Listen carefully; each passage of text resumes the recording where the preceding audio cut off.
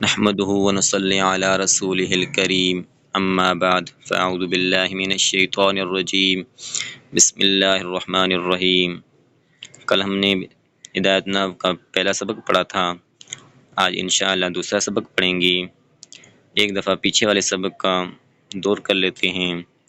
الحمدللہ رب العالمین والعاقبۃ للمتقین والصلاة علی رسولہ محمد وآلہ واصحابہ اجمعین۔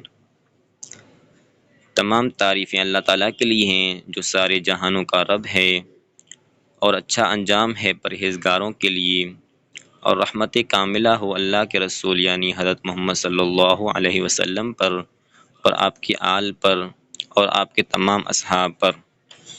اما بعد حمد و صلات کے، بہرحال بعد حمد و صلات کے، فہذا مختصر، پس یہ مختصر ہے، مضبوط فی النحو، نحو میں ضبط کی گئی ہیں، جمعت فیہ، میں نے اس میں جمع کیے، مہمات النحو، نحو کے اہم مسائل، اعلیٰ ترتیب الکافیتی، کافیہ کی ترتیب پر، مبوبا و مفصلا، اس حال میں کہ میں باب کرنے والا ہوں اور فصل فصل کرنے والا ہوں، بعبارت واضحۃ، واضح عبارت کے ساتھ، مع ایراد الامثلۃ فی جمیع مسائلہا، اس کے تمام مسائل میں مثالوں کو لانے کے ساتھ، من غیر تعرض للادلۃ والعلل، دلیلوں اور علتوں کو چھیڑے بغیر، لئلا یشوش ذہن المبتدی، تاکہ تشویش میں مبتلا نہ ہوں طالب العلم کا ذہن، عن فہم المسائل، مسائل کو سمجھنے سے، وسمیتہ، اور میں نے اس کا نام رکھا، بہدایت النحو، ہدایت النحو، رجاء، اس امید کے ساتھ، الی ان یہدی اللہ تعالی بہ الطالبین، تاکہ اللہ تعالی ہدایت دے اس کے ذریعے طالب العلموں کو، رتبتہ علی مقدمۃ، اور میں نے اس کو مرتب کیا ایک مقدمے پر، وثلاثۃ اقسام، اور تین قسموں پر، وخاتمۃ، اور ایک خاتمے پر، بتوفیق الملک، اس بادشاہ کی توفیق کے ساتھ، العزیز العلامی، جو غالب ہے خوب جاننے والا ہے، اما بعد،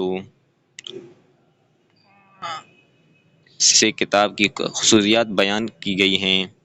نمبر 1، یہ مختصر ہے، یعنی اس کے الفاظ کم اور معنی زیادہ ہیں۔ نمبر 2، اس میں نحو کے اہم مسائل جمع کیے گئے ہیں۔ نمبر 3، یہ کافیہ کی ترتیب پر ہے، یعنی پہلا اسم، پھر فعل، پھر حرف کے بعض کو ذکر کیا گیا ہے، یا پہلے مرفوعات، پھر منصوبات، پھر مجرورات کے بعض کو ذکر کیا گیا ہے۔ نمبر 4، اس میں ابواب اور فصلیں ہیں۔ نمبر 5، اس کی عبارت واضح ہے۔ نمبر 6، تمام مسائل کی مثالیں بھی ذکر کی گئی ہیں۔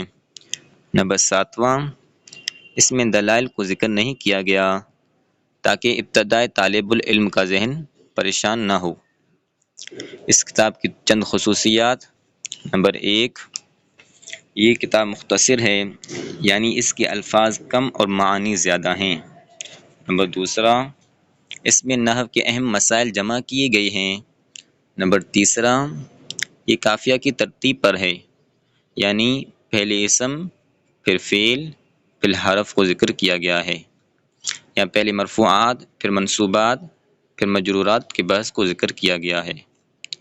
نمبر 4، اس میں ابواب اور فصلیں ہیں۔ نمبر 5، اس کی عبارت واضح ہے۔